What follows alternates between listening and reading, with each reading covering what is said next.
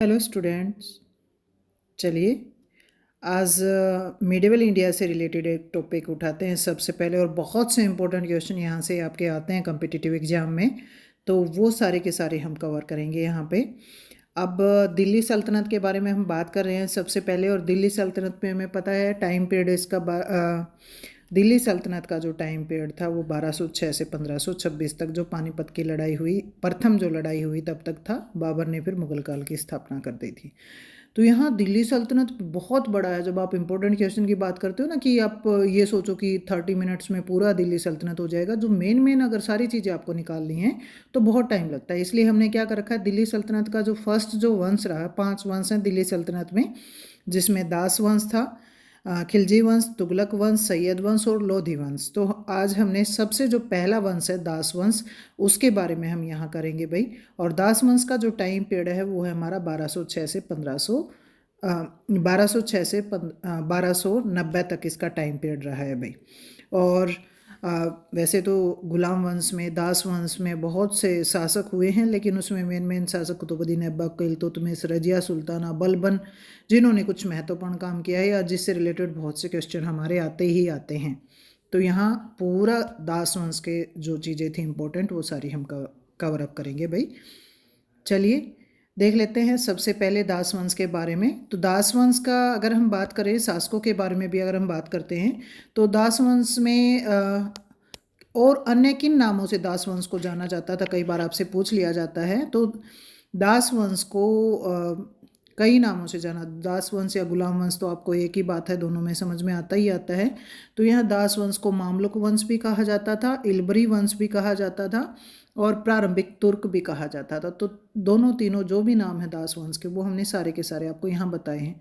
देखिए दिखने में ऐसा नहीं लग रहा, लेकिन जब भी बड़े लेवल के या छोटे लेवल के एग्जाम आते हैं, वहाँ ये क्वेश्चन ऐसे पूछे जाते हैं भाई। दिल्ली सल्तनत का प्रथम शासक कौन था?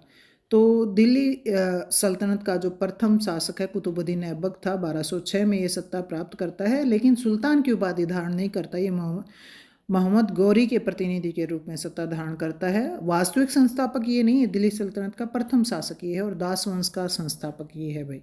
अगर दास वंश का संस्थापक आपसे पूछें तो कुतुबुद्दीन ऐबक है। फिर है कुतुबुद्दीन ऐबक की राजधानी कौन सी थी, मतलब उसने राजधानी कौन सी बनाई थी भारत में सल्तनत की स्थापना करके? तो उसने लाहौर को अपनी राजधानी बनाया था भाई। फिर वैसे तो देखो दिल्ली सल्तनत की बात करते हो तो इसका मतलब ये हमें ये लगता है कि दिल्ली राजधानी रही है, लेकिन ऐबक ने पहले लाहौर को राजधानी बनाया था, इल्तुतमिश ने फिर दिल्ली को राजधानी बनाया था। फिर है मोहम्मद गोरी के 3 विश्वास पात्र दास जो थे वो कौन से थे? क्योंकि मोहम्मद गोरी ने जितने भी आक्रमण किए ना, उसमें उनके महत्वपूर्ण योगदान उनके दासों का भी था। तो दास कौन कौन से थे? जैसे ताजुद्दीन यालदोज है, नासरुद्दीन कुबाचा है, कुतुबुद्दीन ऐबक। और इनमें से कुतुबुद्दीन ऐबक भारत में अपनी सत्ता स्थापित कर लेता है, और दूसरे जो दास हैं वो भी भारत में आना चाह रहे हैं। तो आप बाद में देखते हो ऐबक के टाइम पीरियड में भी और इल्तुतमिश के टाइम पीरियड में भी ये सत्ता प्राप्त करना चाह रहे हैं भारत में अपनी, लेकिन ये पराजित हो जाते हैं। तो ये आपके क्वेश्चन थे यहाँ पे। नेक्स्ट देखते हैं, मोहम्मद गोरी की मृत्यु कब हुई थी? टाइम पीरियड पूछ रखा है, तो 1206 में हुई थी। क्या कुतुबुद्दीन ऐबक ने भारत में सुल्तान की उपाधि धारण की थी? तो आपसे क्वेश्चन कैसे भी पूछे जा सकते हैं। अब दिल्ली में सल्तनत में प्रथम सुल्तान की उपाधि धारण करने वाला शासक कौन है, ये पूछ लिया जाए, और आप ये कहते हो कि दास वंश का संस्थापक कुतुबुद्दीन ऐबक था, तो हमें ये लगता है कि कुतुबुद्दीन ऐबक होगा, लेकिन कुतुबुद्दीन ऐबक नहीं था। तो ये सुल्तान की उपाधि धारण नहीं करता। कई जगह ये पूछ लिया जाता है कि कुतुबुद्दीन ऐबक ने सत्ता किस रूप में शुरू की थी? तो ये सुल्तान नहीं बना था, इसने मलिक या सिपलहसार की उपाधि धारण की थी। ये इंपॉर्टेंट है भाई, बहुत बार पेपर में पूछा जाता है कुतुबुद्दीन ऐबक ने कौन सी उपाधि धारण की थी। मलिक या सिपलहसार या मोहम्मद गोरी के प्रतिनिधि के रूप में इसने सत्ता संभाली थी। फिर है लाख बख्श, लाखों का दान देने वाला, पील बख्श, हाथियों का दान देने वाला, किसकी उपाधियाँ थी? तो ये लाख बहुत दानी माना जाता है भाई कुतुबुद्दीन ऐबक को। तो ये कुतुबुद्दीन ऐबक से रिलेटेड है, और ये उपाधियाँ आपके कॉम्पिटिटिव एग्जाम में पूछ ली जाती हैं। फिर है दिल्ली में कोतल इस्लाम मस्जिद का निर्माण किसने करवाया था? तो कुतुबुद्दीन ऐबक ने करवाया था। देखिए ये क्वेश्चन जो हमने दे रखे हैं आपसे अलग अलग तरीके से पूछे जा सकते हैं। या आपसे ये पूछा जा सकता है कोतल इस्लाम मस्जिद है कहाँ? तो दिल्ली में है। किसने निर्मित करवाई? कुतुबुद्दीन ऐबक ने निर्मित ये करवाई थी भाई। नेक्स्ट जो क्वेश्चन है वो हमारा, भारत में इस्लामी पद्धति पर निर्मित प्रथम मस्जिद कौन सी थी। बहुत इंपॉर्टेंट क्वेश्चन है भाई, ये पेपर में आपका आता ही आता है। प्रथम में इस्लामी पद्धति द्वारा निर्मित जो मस्जिद है वो कौन सी है, तो यहाँ इसका आंसर देखिएगा, कुव्वत उल इस्लाम मस्जिद। ये ऊपर वाली ही मस्जिद हो, कुतुबुद्दीन ऐबक ने बनवाई है दिल्ली में, ये थी भी प्रथम मस्जिद। फिर है, किस मस्जिद का निर्माण 27 जैन मंदिरों को ध्वस्त करके करवाया गया था, कुव्वत उल इस्लाम मस्जिद का। तो ये ऐसे कैसे क्वेश्चन भी पूछ ले जाते हैं कि कौन सी इमारत को तोड़ के बनवाया है, कौन से मंदिर को तोड़ के बनवाया है, तो ये मस्जिद के बारे में है। फिर है, अढ़ाई दिन का झोपड़ा नामक मस्जिद किसने बनवाई थी, कुतुबुद्दीन ऐबक ने बनवाई थी। कहाँ है ये भी पूछा जा सकता है, तो ये अजमेर में है भाई, अढ़ाई दिन का झोपड़ा। फिर है, कुतुब मीनार का निर्माण किसने करवाया। बहुत इंपॉर्टेंट में मोस्ट इंपॉर्टेंट क्वेश्चन आपका, बहुत बारी पेपर में नॉन स्टॉप रिपीट होता ही रहता है। तो कुतुब मीनार की नींव तो कुतुबुद्दीन ऐबक ने रखवाई थी और इसको पूर्ण करवाने का श्रेय जाता है इल्तुतमिश को। अगर आपका ऑप्शन में कुतुबुद्दीन ऐबक है तो कुतुबुद्दीन ऐबक भी है, पूरा इसने इल्तुतमिश ने इसको करवाया है। और ये कुतुब मीनार कहाँ है, ये दिल्ली में है भाई। और कुतुबुद्दीन ऐबक ने कुतुब मीनार का निर्माण किसकी याद में करवाया, ये भी बहुत इंपॉर्टेंट है, ये क्वेश्चन ये भी पूछा जा सकता है, ये भी पूछा जा सकता है।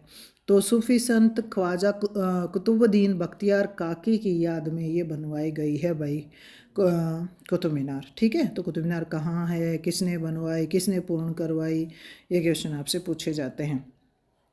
नेक्स्ट है हमारा, कुतुबुद्दीन ऐबक के बाद दिल्ली सल्तनत की सत्ता किसने संभाली। अब ये देखो, हम जब शासकों के बारे में बात करते हैं तो इल्तुतमिश का नाम आता है, लेकिन दोनों के बीच में भी एक शासक रहा है, कुतुबुद्दीन ऐबक का बेटा आराम सा, बस थोड़े टाइम पीरियड के लिए, फिर इल्तुतमिश बन गया था। फिर है कुरान खां, कुरान का पाठ करने वाले के नाम से किसको जाना जाता है, कुतुबुद्दीन ऐबक को। बड़ी मधुर वाणी में क्या करते थे, कुरान का पाठ करते थे, इसलिए इनका नाम कुरान खां पड़ा था भाई। फिर है, चौगान खेलते हुए घोड़े से गिर करके किस सल्तनत के शासक की डेथ हुई थी, मृत्यु हुई थी, ये भी आपसे पेपर में पूछा जाता है। तो 1210 में हुई, कुतुबुद्दीन ऐबक की हुई थी भाई। फिर उसके बाद है, दिल्ली को राजधानी बनाने वाला प्रथम सुल्तान कौन सा था, इल्तुतमिश था। दिल्ली को राजधानी इसने बनाया था भी, और सुल्तान भी यही था प्रथम। इल्तुतमिश ने बगदाद के खलीफा अल मुत्सिर बिल्लाह से सुल्तान पद की स्वीकृति कब प्राप्त की थी, 1229 में, ये भी पेपर में आता है भाई। अब ये क्या था कि सुल्तान अगर बनना होता था किसी भी मुस्लिम शासक को, तो मान्यता खलीफा से प्राप्त करनी होती थी, और खलीफा इस टाइम पीरियड में कौन है, मुनस्तिर बिल्ला हैं, और इससे मान्यता प्राप्त करते हैं, वो उनको स्वीकृति दे देते हैं सुल्तान बनने की, और ये दिल्ली में प्रथम सुल्तान यहाँ माने जाते हैं भाई। तो ये 1229 में बने थे। फिर है खिल्लत, ये भी बहुत इंपॉर्टेंट है भाई, बहुत बार कंपटीशन में आ जाता है। तो खिल्लत क्या है, ये सम्मान सूचक वस्त्र है। जैसे यहाँ पे इनको खलीफा ने सुल्तान की उपाधि दी, और इनको ये सम्मान सूचक ये वस्त्र जो हैं ये इनको देते हैं, उपाधियाँ इनको देते हैं। तो खिल्लत कई बार जब आगे चल करके हम देखें तो कई बार क्या करता है, कोई शासक भी अपना भी जो विश्वास पात्र व्यक्ति है उसको भी दे देता है। तो खिल्लत क्या है, सम्मान सूचक वस्त्र हैं। नेक्स्ट है, दिल्ली सल्तनत का वास्तविक संस्थापक कौन है, ये क्वेश्चन भी बहुत बार पूछ लिया जाता है। तो वास्तविक संस्थापक कौन है, इल्तुतमिश है। वैसे दिल्ली सल्तनत का संस्थापक या मुस्लिम साम्राज्य का संस्थापक कौन था, तो मोहम्मद गोरी का नाम आता है भाई। फिर है, मंगोल शासक चंगेज खां किसका पीछा करते हुए इल्तुतमिश के समय भारत में आया था, भारत की तरफ बढ़ रहा था भाई। तो आप देखोगे सल्तनत काल में क्या है, मंगोलों के आक्रमण बहुत बार होते हैं, और ये इल्तुतमिश के टाइम पीरियड में ही ये बादल मंडराना शुरू हो गए थे यहाँ पे। तो मंगोल शासक जो है चंगेज का, जो अपनी क्रूरता के लिए जाना जाता है, वो आ रहा था यहाँ पे, और इल्तुतमिश बड़ी चालाकी से क्या करता है, उसके आक्रमण को टाल देता है। तो किस शासक का पीछा करते हुए आ रहा था, और उस शासक ने क्या किया, इल्तुतमिश से रहने के लिए जगह मांगी, उसको शरण देने के लिए कहा, लेकिन इल्तुतमिश क्या करता है, उसको टाल मटोल करके यहाँ से दूसरी जगह चला जाता है। तो ये पर्शियन शासक था जलालुद्दीन मांगबरनी, ये भी क्वेश्चन आपका कई बार पूछ लिया जाता है पेपर में।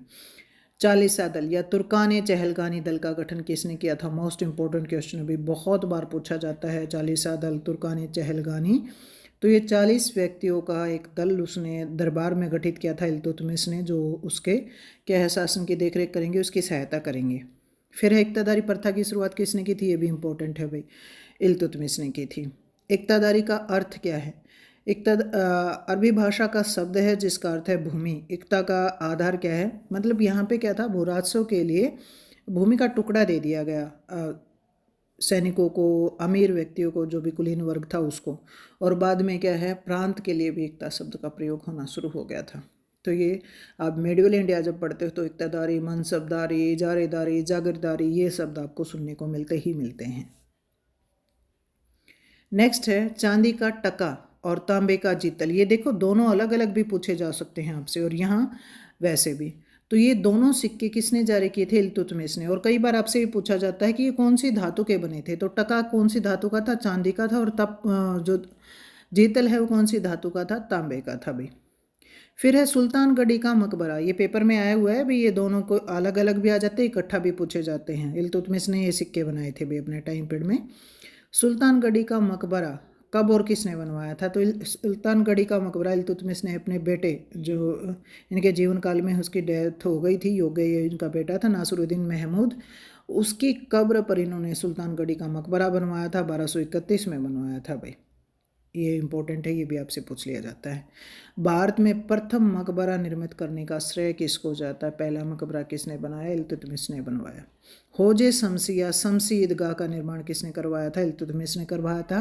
कहाँ करवाया था? बदायूं में करवाया था। सर्वप्रथम दिल्ली में एक मदरसा, मदरसा ए मोइजी, मोहम्मद गोरी के नाम पर ये मदरसा बनवाया गया है। तो ये किसने बनवाया था? सबसे पहले दिल्ली में मदरसा मोहम्मद गोरी के नाम पर इल्तुतमिश ने बनवाया था भाई। कई बार क्या होता है, जो हमारी देखी हुई चीज़ें कम होती हैं, सुनी हुई चीज़ें कम होती हैं, और वो पूछ ली जाती हैं एग्जाम में। तो हमें छोटी छोटी चीज़ों को भी क्या है, एक बार देख करके उनमें से निकल करके चलना चाहिए। जब भी आप कम्पिटिटिव एग्जाम, आप दो बैठे हो आप, और आपको दिख रहे हैं 4 ऑप्शन, तो आप एकदम दिमाग में क्लिक करता है, हाँ भाई ये चीज़ देखी हुई है, ये इसका आंसर हो सकता है। तो आपको कुछ भी नहीं छोड़ना चाहिए, सब कुछ एक बार ज़रूर से ज़रूर देखना चाहिए भाई। नेक्स्ट आगे बढ़ते हैं। इल्तुतमिश का पूरा नाम क्या था? तो इल्तुतमिश का पूरा नाम है शमसुद्दीन इल्तुतमिश था भाई। इल्तुतमिश ने किस वंश की स्थापना, किस वंश का शासक था? स्थापना तो देखो कुतुबुद्दीन ऐबक है, लेकिन ये इल्तुतमिश गुलाम वंश का शासक था, या दास वंश का शासक था, इल्बरी वंश का शासक था। इल्तुतमिश के बाद सुल्तान कौन बनता है? रुकनुद्दीन फिरोज शाह शासक बनता है। अब देखो, हम इल्तुतमिश के बाद अगर हमें नाम किसी शासक का ध्यान होता है तो हम रजिया सुल्ताना की बात करते हैं, लेकिन रजिया सुल्ताना और इन दोनों के बीच में भी क्या है, रुकनुद्दीन फिरोज शाह शासक रहा है। अब देखो, इल्तुतमिश तो क्या है, उसका बेटा योग्य नहीं है कोई, तो अपनी बेटी रजिया को शासिका बनाना चाह रहा था, लेकिन उस समय में मुस्लिम महिला को, या महिला को शासिका बनाना ना तो चालीसा दल को मंजूर था, ना जो उच्च वर्ग था उसको मंजूर था। इसलिए इल्तुतमिश की जब डेथ हो जाती है तो ये सारे मिलकर के क्या करते हैं, उसके बेटे रुकनुद्दीन फिरोज शाह को शासक बना देते हैं, जो अयोग्य है भाई।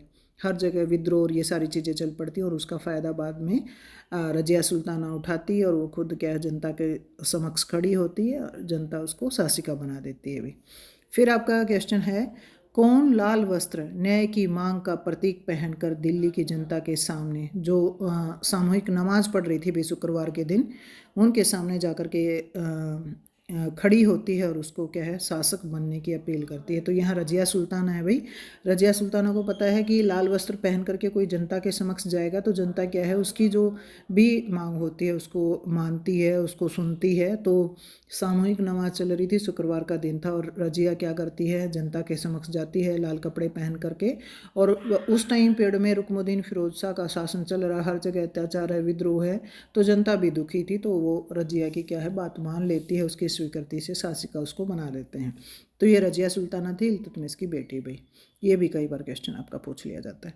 फिर है प्रथम मुस्लिम शासिका, या आपसे कहें प्रथम और अंतिम मुस्लिम शासिका, या सल्तनत काल की प्रथम और अंतिम मुस्लिम शासिका, अगर आपसे कोई पूछता है, कैसे भी क्वेश्चन पूछे, तो रजिया सुल्ताना है भाई, ये इसका आंसर है। तो ये भी आपसे पूछ लिया जाता है कॉम्पिटिटिव एग्जाम में।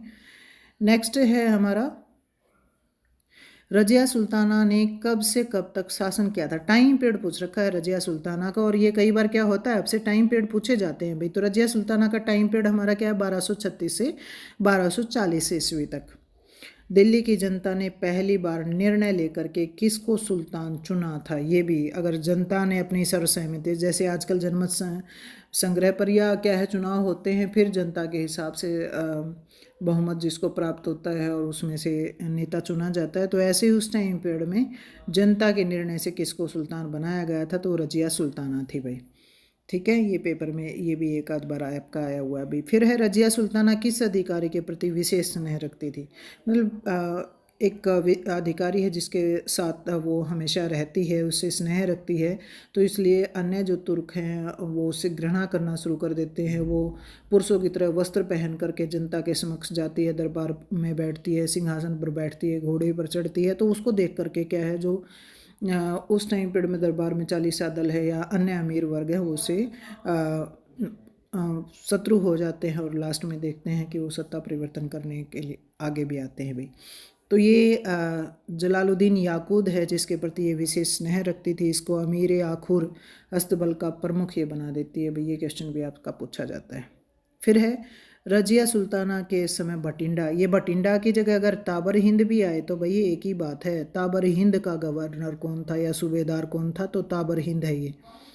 बठिंडा या ताबर हिंद का जो सूबेदार है उसने विद्रोह कर दिया था, वो कौन था? तो अल्तुनिया था भाई। अब दिल्ली में क्या है, वो जब भटिंडा में विद्रोह हुआ तो अपनी सेना लेकर के वो उधर जाती है और पीछे से क्या है, सत्ता परिवर्तित हो जाता है।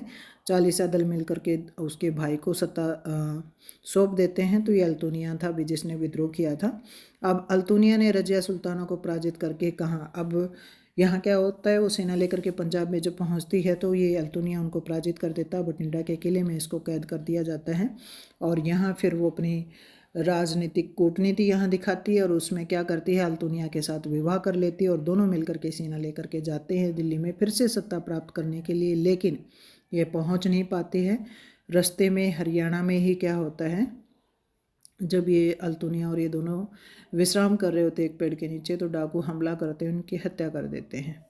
तो यहाँ एक क्वेश्चन और भी पूछ रखा है, रजिया सुल्ताना ने फिर से सत्ता प्राप्त करने के लिए किससे विवाह किया था? तो अल्तुनिया से किया था। रजिया सुल्ताना की मृत्यु कहाँ हुई थी? तो ये कैथल में हुई थी। इंपॉर्टेंट क्वेश्चन है। 1240 में हुई थी, डाकू ने हमला कर दिया था। तो ये भी आपसे पेपर में पूछ लिया जाता है। आपको साथ साथ में बताती हुई चल रही हूँ जो इंपॉर्टेंट क्वेश्चन और पेपर में आए हुए हैं आपके, तो ध्यान से देखना इनको और आपको सारे के सारे तैयार करने हैं भाई, अगर आपको तैयारी करनी है कम्पिटिटिव एग्जाम की अच्छे से। नेक्स्ट देखते हैं, रजिया सुल्ताना के बाद शासक कौन बनता है? तो मुइज़ुद्दीन बहरमशाह। ये भी अयोग्य है भाई शासक। मिन्हाजुस सिराज की तबकात नासरी किस सुल्तान को समर्पित है? मतलब मिन्हाजुस सिराज ने तबकात नासरी लिखी, इंपॉर्टेंट पुस्तक है। मध्यकालीन भारतीय इतिहास की जानकारी देती है। सल्तनत काल के जो दास वंश है उसके बारे में महत्वपूर्ण जानकारी देती है और अन्य जो भी सामाजिक आर्थिक विषय हैं उसके बारे में। तो ये किसको समर्पित है, कौन से शासक के बारे में ज़्यादातर लिखा गया, उसको समर्पित किया गया? तो नासिरुद्दीन महमूद के बारे में। ये भी दास वंश का ही शासक था भाई और इम्पोर्टेंट है। फिर है बलबन किसके समय में प्रधानमंत्री? नायाब ममलिकात या नायाब कह करके प्रधानमंत्री को उस टाइम पीरियड में पुकारा जाता है। तो किसके समय में प्रधानमंत्री था? नासिरुद्दीन महमूद के समय में प्रधानमंत्री था। 1240 से 1266 तक या 1265 तक ये रहा था प्रधानमंत्री के पद पर। नासिरुद्दीन राजकाज में ज़्यादा ध्यान नहीं देता था, तो सारा सब कुछ सत्ता को संभालने का काम कौन करता था? बलबन करता था भाई। फिर है रक्त और लोह की नीति किस सुल्तान ने अपनाई थी? ये भी इंपॉर्टेंट है, बहुत बार पूछी जाती है। बलबन ने अपनाई थी भाई। एक मलिक होते हुए भी वह खान हो गया और फिर सुल्तान बन गया। मतलब क्या हो, धीरे धीरे छोटे पद, फिर उससे बड़े पद और फिर वो सुल्तान के पद तक पहुंच गया। तो सुल्तान के बारे, किस सुल्तान के बारे में कहा गया है? तो बलबन के बारे में कहा गया भाई। ऐसी ऐसी डेफिनेशन है ना, जब बड़े लेवल के जब हिस्ट्री के एग्जाम होते हैं तो वहाँ पूछी जाती हैं। तो मैंने वो सारी आपको यहाँ दी हैं जो मेरे पास थी वो। ठीक है, नेक्स्ट देखते हैं। बलबन एक उत्तम अभिनेता था और अपने दर्शकों को आधुनिक फिल्मी सितारों की भांति मंत्र मुग्ध भांति वो रखता था। और बलबन के बारे में किसने कहा था? मतलब एक अभिनेता है, फिल्मी सितारों की तरह वो रहता है, तो किसने कहा है? के निजामी ने इसके बारे में कहा है। ये भी इम्पोर्टेंट है भाई। फिर है दिल्ली का प्रथम सुल्तान कौन सा था जिसने दरबार में गैर इस्लामी प्रथाओं का प्रचलन किया था? मतलब जो इस्लामिक प्रथाओं थी उससे हट करके कुछ प्रथाएं दरबार में शुरू की थी। दैवीय सिद्धांत जिसके द्वारा शुरू किए गए थे, ईश्वर की प्रतिछाया खुद को बताया गया था, तो वो बलबन था भाई। ये भी इम्पॉर्टेंट है। और नेक्स्ट जो क्वेश्चन है वो तो बहुत ही इंपॉर्टेंट है भाई, इतनी बार पेपर में या वैसे पूछे जाते हैं। दरबार में सजदा, सजदा क्या होता है? घुटनों पर बैठ करके सर झुकाना। मतलब जब सुल्तान सामने हो तो घुटनों पर बैठ करके सिर झुका लेना उसके सामने। पाबोस, पाबोस क्या है? सुल्तान का चरण चूमन, मतलब सुल्तान के पास बैठ करके उनके पैरों को चूमना पाबोस कहलाता है। तो ये प्रथाएं किसने शुरू की थी? सुल्तान की महत्ता बढ़ाने के लिए, उसको देवता का प्रतिनिधि दिखाने के लिए, तो ये बलबन ने किया था भाई। फिर है, किस सुल्तान ने दरबार में प्रत्येक वर्ष नारोज त्योहार मनाने की प्रथा आरंभ की थी? ये भी बलबन ने किया था। बलबन ने अपने दरबार में बहुत से परिवर्तन कर दिए थे। हंसी मजाक, जुआ खेलना, शराब पीना, दरबार में ऐसे बैठना, वो सारी चीज़ों पर प्रतिबंध उसने लगा दिया था। गुप्तचर व्यवस्था को उसने स्ट्रॉन्ग कर दिया था। फिर है, बलबन ने अपने आप को किस वंश से संबंधित बताया है? कुछ ऐसी पुस्तकें हैं जिसमें क्या है, जैसे फिरदौसी की जो शाहनामा है उसमें जानकारी मिलती है। तो इसने अपने आप को अफरासियाब जो वंश है, ईरानी जो वंश है, उसका कह करके अपने आप को पुकारा है भी बलबन ने।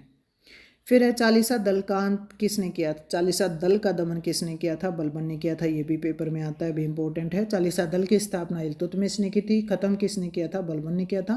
खुद बलबन भी इसका हिस्सा था भाई, और बाद में उसको खत्म कर देता है, क्योंकि उसको पता है जितने बड़े अधिकारी हैं वो दरबार में षड्यंत्र करेंगे, विद्रोह कर सकते हैं, इसलिए इस दल को उसने क्या कर दिया? खत्म कर दिया भाई। नेक्स्ट है, जब मैं किसी तुच्छ परिवार के व्यक्ति को देखता हूँ तो मेरे शरीर की नाड़ी क्रोध से उत्तेजित हो जाती है। किस सुल्तान के द्वारा कहा गया है? मतलब क्या है कि वो किसी भी गरीब तबके के या निम्न वर्ग के लोगों को देखता है तो उसको क्रोध आता है, बहुत ज़्यादा गुस्सा आता है। तो ये किस सुल्तान ने कहा है? ये बलबन ने कहा है भाई, ये भी इम्पोर्टेंट है आपका। फिर है, किस सुल्तान के समय में प्रथम दास विद्रोह हुआ था? मतलब ऐसा कई बार तो ये पूछ लिया बलबन के समय में हुआ था, और बंगाल का जो राज्यपाल था, गवर्नर था तुगरिल खा, उसने ये विद्रोह किया था। तुगरिल खा पहले क्या था? दास था, योग्य था, तो इसलिए क्या किया जाता है? उसको बंगाल का गवर्नर बना दिया जाता है, और आगे चल करके क्या वो विद्रोह करता है। विद्रोह का दमन करने के लिए बहुत बार 2 या 3 बार भेजा जाता है, सेना को पराजित वो कर देता है। तो खुद बलबन अपनी सेना का नेतृत्व करने के लिए वहाँ जाता है, और लास्ट में तुगरिल खा की हत्या कर दी जाती है। तो ये आपसे ऐसे भी पूछ लिया जाता है, बंगाल के किस गवर्नर ने बलबन के समय में विद्रोह किया था? दास विद्रोह भी पूछा जा सकता है, किसने किया था ये भी पूछा जा सकता है। बंगाल के तुगरिल खान ने विद्रोह किया था, किस सुल्तान के समय किया था, ये भी पूछा जा सकता है। तो ये आपका भी आता है भाई ये पेपर में। फिर है, दिल्ली से दूर जाकर बलबन ने किस एकमात्र सैन्य अभियान का नेतृत्व किया था? ये देखिए सेम ही चीज़ है बंगाल के अभियान का, मतलब एकमात्र सैन्य अभियान ये दिल्ली से दूर जाकर के कोई नेतृत्व करते हुए दिखाई देते हैं। तो बंगाल में विद्रोह हुआ, उसका अंत करने के लिए गए थे। फिर है, भारत में आरिज विभाग, सैन्य विभाग की स्थापना सबसे पहले किसने की थी? तो सैन्य विभाग को आरिज विभाग कहा जाता था भाई, और इसके प्रमुख को आरिज मुमालिक कहा जाता था। तो इसकी स्थापना सबसे पहले किसने की थी? बलबन ने की थी। फिर सैन्य व्यवस्था स्ट्रॉन्ग होती चली गई, और अलाउद्दीन खिलजी के टाइम पीरियड में आप देखोगे तो स्थायी सेना विस्तृत बना दी गई है, और सेना पर बहुत ज़्यादा खर्च किया गया है। फिर है, बलबन ने इक्तादारों में भ्रष्टाचार को रोकने के लिए किस अधिकारी की नियुक्ति की थी? ख्वाजा नामक अधिकारी की, ये भी इंपॉर्टेंट है भाई। ख्वाजा अधिकारी जो भ्रष्टाचार को रोकेगा, गुप्तचर व्यवस्था स्ट्रॉन्ग कर दी, और साथ में इस अधिकारी की नियुक्ति कर दी। नेक्स्ट है, बलबन की मृत्यु से दुखी हुए मलिकों ने अपने वस्त्र फाड़ डाले, सुल्तान के शव को नंगे पैरों दारुल अमन के कब्रिस्तान में लेकर के जाते हैं। उन्होंने अपने सिरों पर धूल फेंकी, और उन्होंने 40 दिन तक उसकी मृत्यु का शोक मनाया, ज़मीन पर सोए। बलबन की मृत्यु पर ये टिप्पणी किसने दी है? मतलब बलबन की जब डेथ हो गई तो उसके बाद क्या क्या हुआ था, मलिक सरदारों ने कैसे दुख जाहिर किया, वो सब कुछ बताने का काम किसने ये दी है? तो जियाउद्दीन बर्नी ने दी है, और ये आपकी आ जाती है भाई कई बार। फिर है, बलबन की मृत्यु के बाद में शासक कौन बना? केकुबाद बनता है भाई, जो उसका पुत्र नहीं है, पौत्र है भाई, ये इसका पोता है। तो ये शासक सत्ता संभालता है, और इसके ऊपर बलबन ने बहुत ज़्यादा नियंत्रण कर रखा था। ये 17 साल का था जब ये सत्ता प्राप्त करता है, तो नियंत्रण से एकदम जब ये खुल करके आता है तो भोग विलास और इन सारी चीज़ों में सत्ता की तरफ ये ध्यान नहीं देता है भाई। और उसके बाद कुछ समय के लिए कैमुर्स भी, जो 3 ही साल का बच्चा है, उसको बनाया जाता है, और केकुबाद को लकवा मार जाता है। और लास्ट में ये अंतिम शासक है, जिसको क्या करते हैं, जब ये सोया हुआ है तो चद्दर में लपेट करके यमुना नदी में बहा दिया जाता है इसको। तो किसने सुल्तान केकुबाद को चद्दर में लपेट करके यमुना नदी में फेंक दिया था? तो ये क्वेश्चन भी आपका इम्पोर्टेंट है। जलालुद्दीन खिलजी ने, ये सरदार था भाई, और बाद में क्या करता? खिलजी वंश की स्थापना कर लेता है। बलबन का मूल नाम क्या था? बहाउद्दीन था। दिल्ली सल्तनत में किस शासक को जिले इलाही के नाम से जाना जाता है? मतलब वो अपनी सत्ता को स्रोत पर ही दिखाने के लिए क्या करते हैं, उपाधियाँ धारण करते हैं बहुत सी। तो इसमें गयासुद्दीन बलबन ने जिले इलाही की उपाधि भी धारण की थी। फिर है, किस शासक को नियाबाते खुदाई की उपाधि प्राप्त थी? तो ये भी बलबन ही था भाई। उसके बाद नेक्स्ट है हमारा इतिहास का बर्नी ने किस शासक को बुद्धि हत्यारा कहा है? तो वो बलबन है। मतलब ऐसी ऐसी डेफिनेशन है जो हमें कहीं कभी देखने को मिलती हैं, तो वो भी यहाँ हमने दी हैं। फिर एक, किस शासक ने बलबन को अमीर शिकार के पद पर नियुक्त किया था? अब जब वो शासक नहीं बना था तो उससे पहले उसको बहुत से पद प्राप्त हुए थे, तो अमीर शिकार का पद किसने दिया था? रजिया सुल्ताना ने दिया था। दिल्ली सल्तनत का पहला सुल्तान कौन सा था जिसने अपनी वसीयत बनाई थी? तो वो बलबन था भाई। गुलाम वंश का अंतिम सुल्तान कौन था? केकुबाद था। हमने बताया ना, कैमुर्स भी रहा केकुबाद के कुछ समय के लिए। कैमुर्स की हत्या कर दी गई और केकुबाद की भी बाद में हत्या कर दी गई थी, तो ये भी आपका इंपॉर्टेंट है भाई। फिर है कि कुतुबुद्दीन ऐबक की मृत्यु के समय इल्तुतमिश कहाँ का सूबेदार था? बदायूं का। ये भी इंपॉर्टेंट है भी, बहुत बार पूछ लिया जाता है। कुछ क्वेश्चन थे जो रह गए थे बीच में, तो वो सारे यहाँ दिए गए। फिर है कहाँ से वापस आने पर इल्तुतमिश ने रजिया को अपना उत्तराधिकारी घोषित कर दिया था और चांदी के टके पर उसका नाम अंकित किया था? मतलब क्या है, वो रजिया सुल्तान अपनी बेटी को शासिका बनाना चाह रहा था और उसको कहाँ से वो लौट करके आ रहा था, तब उसने ऐसा करने का प्रयास किया था ग्वालियर से। और लेकिन बाद में क्या है, उसकी डेथ हो गई, तो चालीसा दल ने क्या किया, उसके बेटे को शासक बना दिया। तो ये भी इम्पोर्टेंट है आपका। नेक्स्ट है हमारा